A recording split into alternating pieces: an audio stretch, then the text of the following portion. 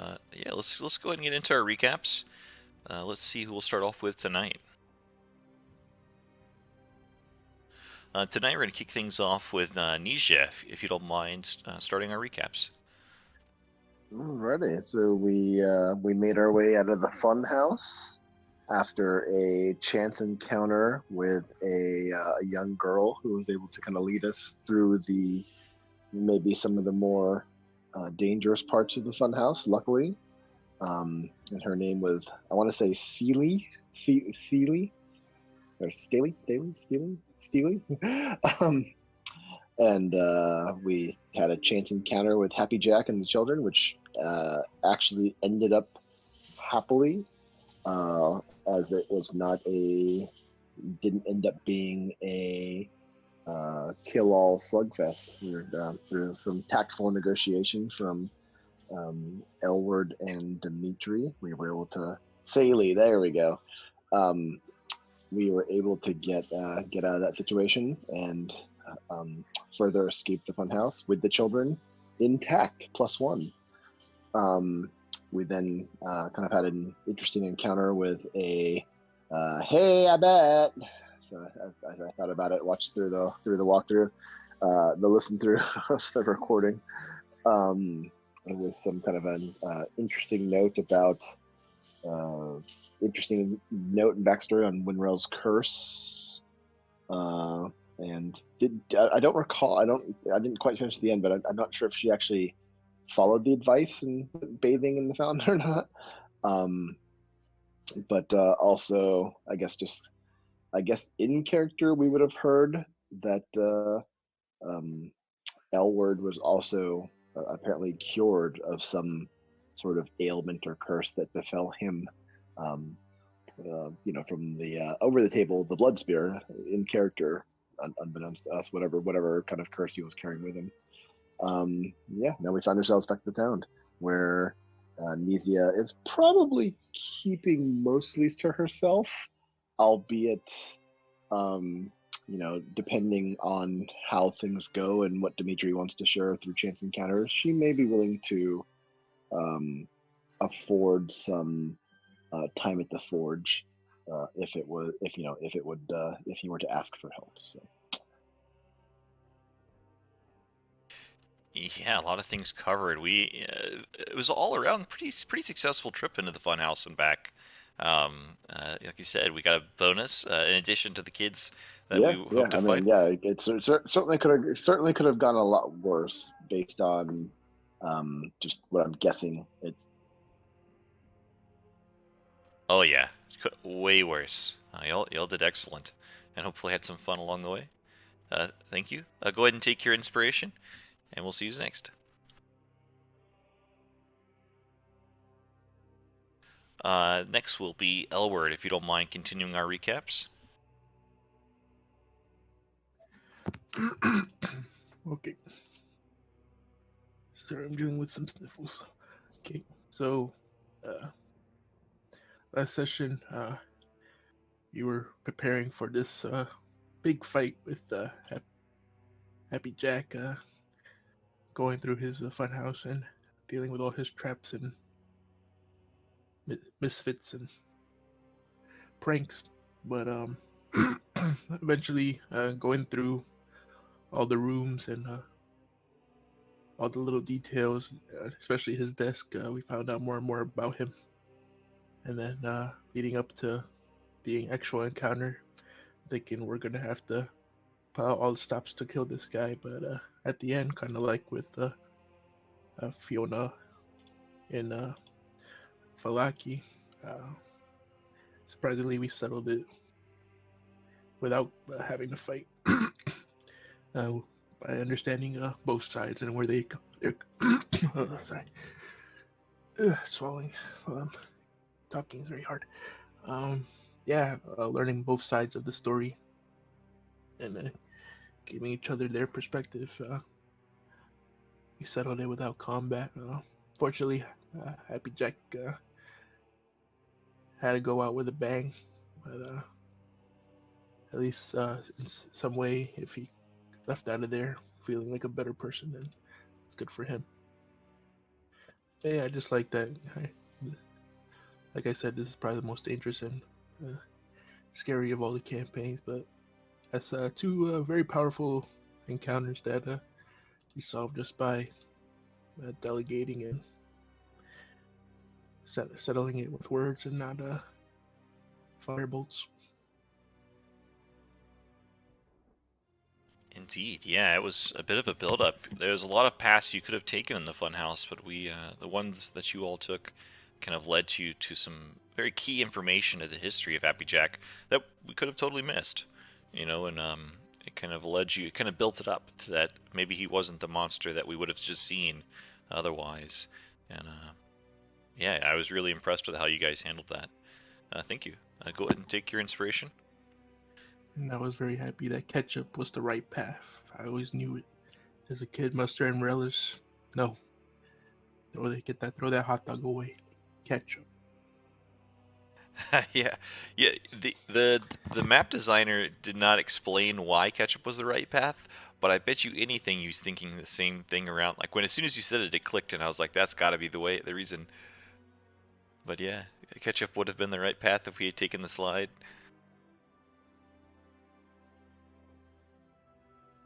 I personally am a big fan of mustard and relish as well, but that's okay.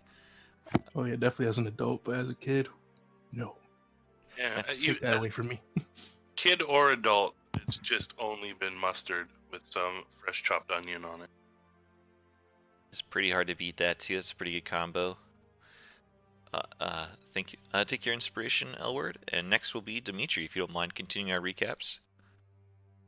Yeah, I mean, like Elward and Dave and Pie Guy just said, I'm glad we got to talk Happy Jack down from the ledge, so to speak. Definitely did not want to fight him while he was surrounded by the children we were trying to save. So it's kind of nice to have an encounter that we were actually able to successfully talk them down and get around it, and maybe give him a little bit of a redeeming moment in destroying this now perverted funhouse that he used to enjoy running and working at before the hags turned him. And yeah, we got some downtime, which if it would be nice to have a little bit of downtime, considering we've pretty much the party's been going non-stop since we've entered Barovia. We've really haven't had any downtime at all. It's all been like, oh, sleep, and now we got to go do this, or we're traveling and liberating towns and finding carts full of wine, and so it'll be nice for even if we get nothing,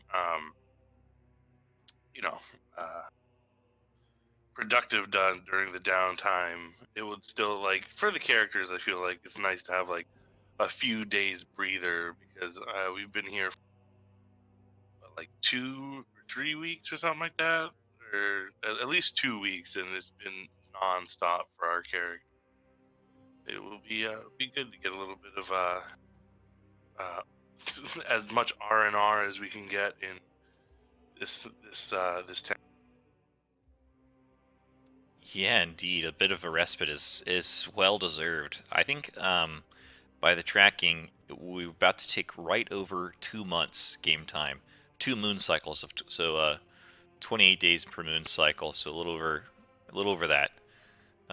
Which is pretty crazy. It doesn't. That's crazy. That's like 6 weeks. Yeah, we traveled a good bit too. We've traveled a whole lot. The days fly by when we travel comparatively, but yeah. Like I said, I echoed I enjoyed how that encounter with Happy Jack would have went. But if it had happened, it would have been pretty crazy too. Jack, I guess since it's done and fast, Jack would have consumed the children like one by one, and each children he consumes, he gets like a new power and attack ability and stuff, and the whole Candyland like attacks you. Oh my god, he was gonna eat the kids? Yeah, his jaws open super wide, and he eats them, and he gets like different powers on which ones he eats them. It's a wild fight, and then like the whole candy world is attacking you. It's a crazy thing. That's like straight up it shit. Yeah, very influenced by it. So you guys did great. Kind of not letting. Essentially, he's struggling between becoming a demon and keep holding on to his humanity, and you guys helped him keep his humanity instead of provoking him to go full demon. But thank you. Go ahead and take your inspiration, and tonight we'll wrap up our recaps with Winrel. All right, so I think, everybody touched on the main things. So I will say that through potentially DM error, we ended up saving a child that was not necessarily meant to be saved. So Winrel took it upon herself to alleviate that significant annoyance to the city of Krezk. So she took her out and kind of convinced the child that life as a werewolf was not too shabby. So she had her first, I don't know, what do you call them, sires or whatever, and gave her the gift of werewolfism. Also, really interesting thing that the main guy from the Abbey talked to Winrel about this, potential cure in the lake, and as of yet, there's no indication that she had gone after that. So we'll see how that, resolves itself. And I also particularly enjoyed the ketchup being the correct slide.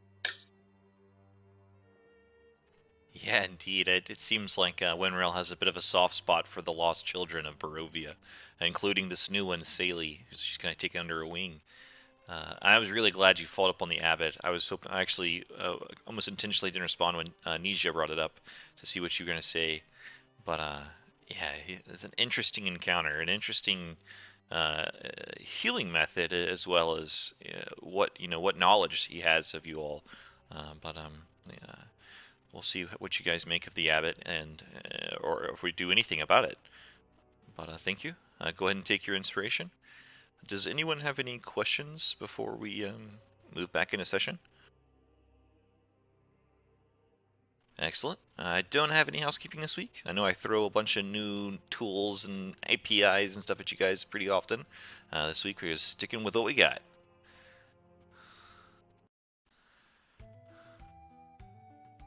But we find ourselves, it's kind of reaching night at the Krezk. Still the night after we came out of the funhouse. Things are a bit abuzz in this small woodsy village. Just a reminder that it is a pretty rural, cold village. The burgomaster's hut, it's not really a hut, it's more like a home, a small two-story home. But it is by far the biggest house in the village. The Abbey of St. Markovia looming over several hundred feet above. But most of the homes are just huts and very small houses and sheds. A bit of wild chickens and pigs kind of seem to roam through the walled village. But yeah, we're gonna pick up here. We're a bit of a downtime right now. I think we took kind of when Winrel took off. She's kind of dealt with her lycanthropy tonight, so we'll pick up with her tomorrow. But Anisha sent a letter off to her brother Casimir. Both Dimitri and Elward visited some shops, and I believe Elward had a date planned for the Shrine of the White Sun, little ponds, or maybe small lake, kind of a stroll over there. But As we kind of gather for the night, and maybe as Elward gets ready for his date, we were offered lodge at the burgomaster's home for the night. The Baroness and the Baron of Krakov.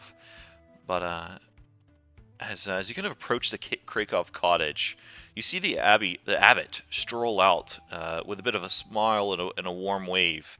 As he sees you kind of approaching, he kind of nods. Ah, I hope you rest well tonight. If you decide for a bit of a hike, you're always welcome to visit the abbey.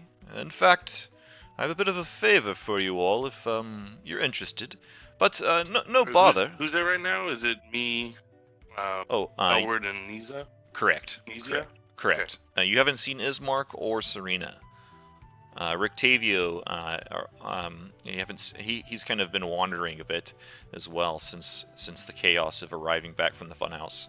But the abbot is addressing you three. Okay. Indeed, if you'd wish for a hike, it's a small stroll, but you'd be more than welcome. Sorry, you cut out there? Not many are welcome, or not many do venture up, but all are welcome. Indeed, the Abbey of Saint Markovia. You cut out a bit, Lennon. Any better? Testing 1, 2, 3. Yeah. Yep. Sorry about that. Let me plug my headset in. It might be low.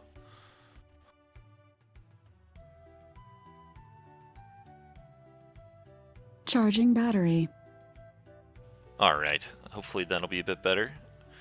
I don't think I left it plugged in or anything like that. It probably is low. It was blinking red. Sorry about that. But essentially, the abbot is welcoming you up to the Abbey of Saint Markovia, and mentions he has a favor, but wishes you well rest tonight, and then he pauses maybe for a moment for a response. Yes, but perhaps we can talk about the favor another day. I believe the Baron and Baroness would have wanted to speak with us also. He kind of nods and moves on. All right.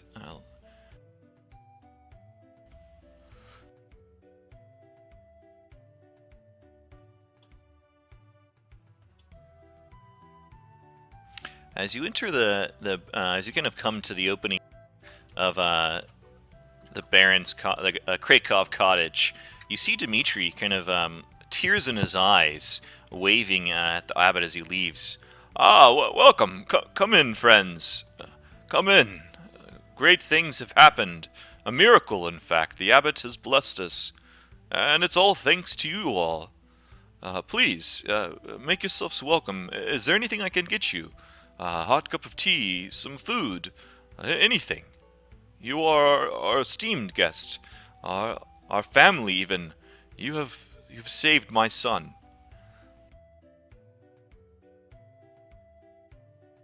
Oh, yes. I'll have some tea. That sounds lovely.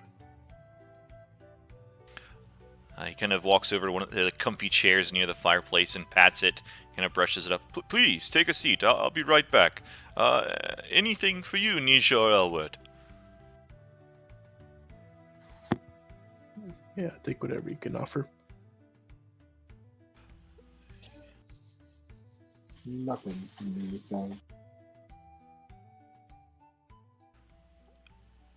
You hear him kind of rummaging in the back a bit, and you hear after a few minutes, the whistle goes, kind of telltale of boiling water, and he comes back out with a tray of 4 mugs, piping hot mugs of tea. It's kind of a pepperminty smelling tea with a bit of herb in it, and he kind of passes it out. As you taste it, it's pretty nice, a bit strong, very comforting. Well, as I said, you're more than welcome to rest here. We have a spare bedroom in the second floor, and the chairs are quite comfortable. Thank you. You'll never know what you have done for us.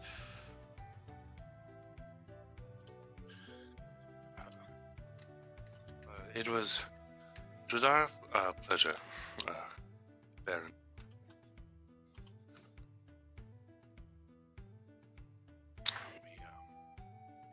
we're glad that we could have helped you and your family in this time. It's being out there for a little bit it's rough, and any amount of good is always it's always good.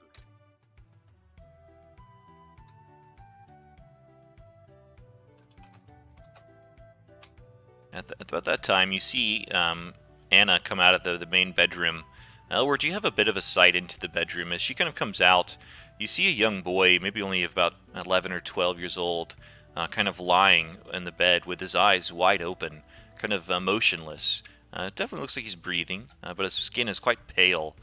And Anna has a bit of a warm smile, but a little bit of sadness in her eyes. And then she closes the door and walks in the room, and kind of sits at the table with a thoughtful look in her eyes. Dimitri begins to kind of cry a bit more. I trust that the village has found you kindly. Is there anything that you plan to take care of in your time here in Krezk I can help you with? Well, now that you mention it, I'm not sure if you can help with this, but I went to use the blacksmiths, or at least have the blacksmith. I needed to use his facilities, and he wasn't very accommodating. I tried to be reasonable with him, and yes, I'm not sure if you can maybe persuade him to be a little more reasonable in what he's asking for. Ah, you speak of Gregory Strum.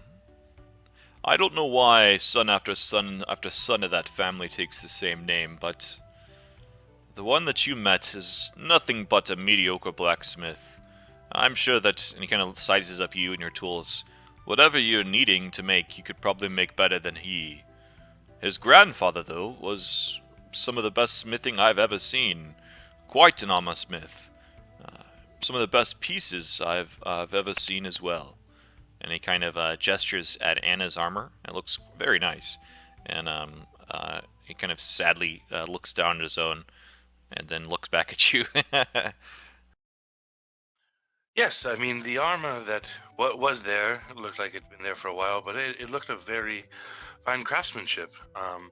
But it was strange. I wanted to use his facilities. See, I have this unique weapon, and I wanted to make the ammunition for it, and I don't know. It's strange. He wanted to put his mark on my weapon, and then tell everybody. He wanted me to tell everybody that he made it. And even though he had obviously no influence whatsoever on this particular weapon. Well, we are a bartering people here in Krezk. It sounds like that was his price. Perhaps you could offer him something else. Surely he has to listen to reason. Yes, perhaps. I'll think about this. I have other things I need to barter, but it was getting late, and I figured I'd call it a night before I lost my temper. It's been quite the trying times lately, and I think after a good night's rest I could go over with a clear head and perhaps barter a little better than I did. Dimitri, if you require assistance in this matter, I would often barter on behalf of my people for goods and services that we needed to survive. I would be happy to lend you aid in this. Yes, that perhaps yes, two of us going would make it. We could perhaps come up with something, a good deal for him, because him putting his mark on this particular weapon is that is just uncalled for. I can't allow that, but perhaps we can come up with something.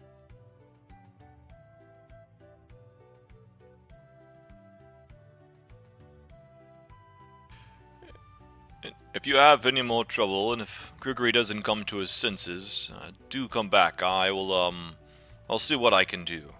I apologize for my fellow Kraken's attitude, but I trust you that with the right trade, I'm sure he'll listen to you.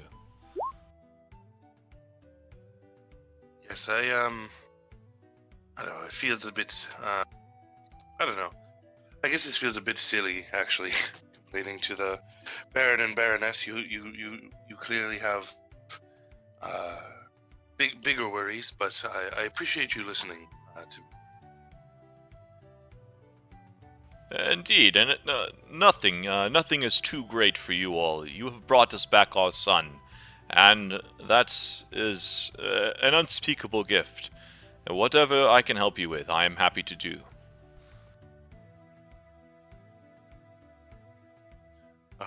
Thank you very much.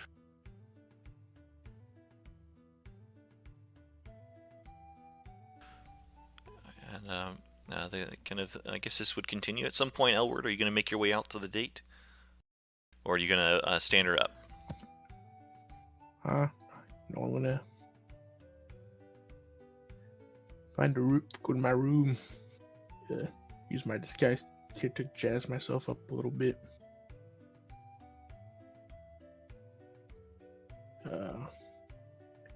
And yeah, Edward's going to take this opportunity to work on his people skills. He's gonna make his way out onto the date. Nice. Perhaps you approach her thrift shop to take the stroll to the Shrine of the White Sun. It's kind of a nice full moon tonight. In fact, a very full moon. The fullest moon of the month. And it's glistening on the sky, kind of reflecting across the snow, and you kind of see it, beautiful reflection across the pond. But yeah, you meet Lady Katharina, kind of an old quirky gal as you saw her before. As you arrive at her shop, she's wearing this dusty, feathery dress with massive shoulder pads and a big hat, and she kind of greets you. Oh, hey, look at you, little one. You look so nice, my boy. Yeah, it's going to be a nice stroll tonight. Yes. Well then, get on with it. Let's go.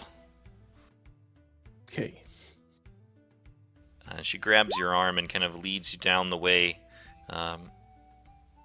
She kind of so what do you make of our town?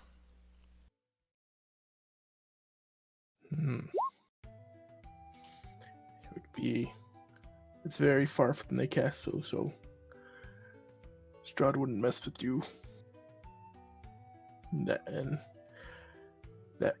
much compared to the other towns, because he's so far, he'd be too lazy to come all the way here.